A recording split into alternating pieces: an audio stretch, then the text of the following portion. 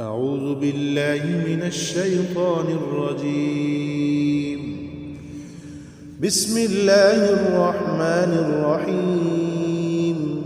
والمرسلات عرفا فالعاصفات عصفا والناشرات نشرا فالفارقات فرقا فالملقيات ذكرا عذرا أو نذرا إنما توعدون لواقع.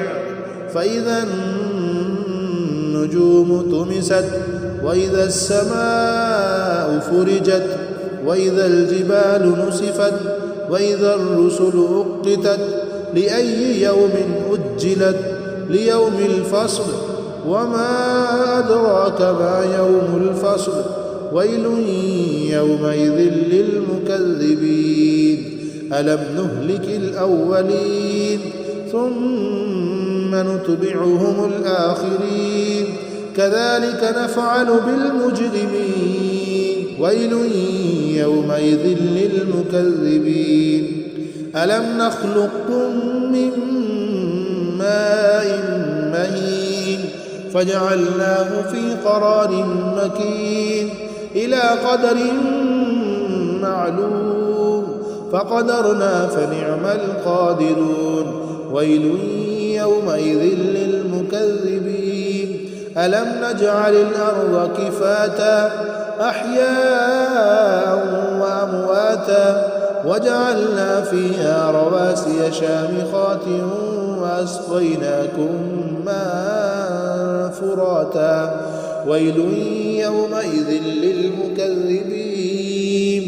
انطلقوا إلى ما كنتم به تكذبون.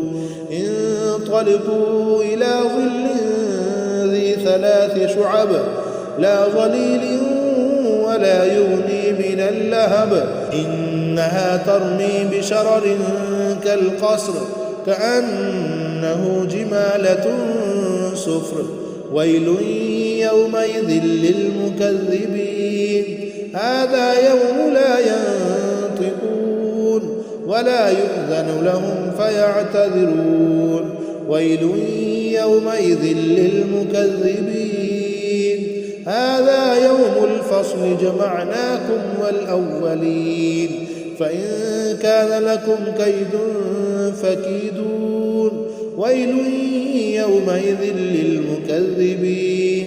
إن المتقين في ظلال وعيون وفواكه مما يشتهون. كلوا واشربوا هنيئا بما كنتم تعملون. إنا كذلك نجزي المحسنين. ويل يومئذ للمكذبين.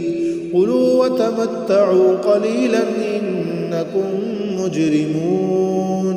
ويل يومئذ للمكذبين. وإذا قيل لهم اركعوا لا يركعون. ويل يومئذ للمكذبين. فبأي حديث بعده